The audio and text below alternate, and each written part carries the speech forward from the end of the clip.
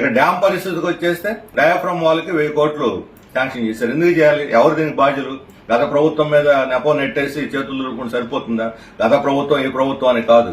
Diaphragm వాళ్ళు చెడిపోవటానికి, ధ్వంసం కావడానికి కారకులైనటువంటి వాళ్ళ మీద చర్య తీసుకుని వాళ్ళ దగ్గర 1000 కోట్లు వసూలు చేయండి. గత కాంట్రాక్టర్, ఈ కాంట్రాక్టర్ ఎవరు బాధ్యులనైతే వాళ్ళని దీని మీద న్యాయ విచారణ జరిపి ఆ 1000 కోట్లు ప్రజల డబ్బు. అది ఎట్లా ఖర్చు పెడతారు? వృధాగా ఎందుకు కాంట్రాక్టర్ కట్టబెడతారు? ఆ డబ్బును మీరు రికవరీ చేయాల్సినటువంటి అవసరం ఉంది.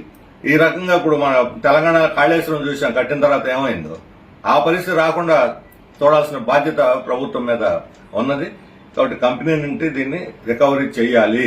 ఇది ప్రజల డబ్బు. నిర్వాసులకు సహాయం చేయడానికి డబ్బులు లేవు, కాంట్రాక్టర్ ఇవ్వడానికి మాత్రం డబ్బులు వస్తాయి. ఎక్కడి నుంచి వస్తాయి? అందువల్ల మొత్తం ఈ పోలవరం యొక్క ప్యాకేజీని ఫైనల్ చేసి వాళ్ళని సంతృప్తికరంగా అభివృద్ధిలో భాగస్వామ్యం చేయాలనుకుంటే వెంటనే గ్రామ గ్రామాన అధికారులను పంపి సర్వే చేసి ప్రజల నుంచి వినతులు తీసుకుని వాటన్నిటిని కూడా పరిష్కరించాలి.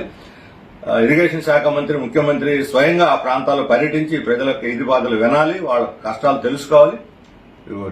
డ్యామ్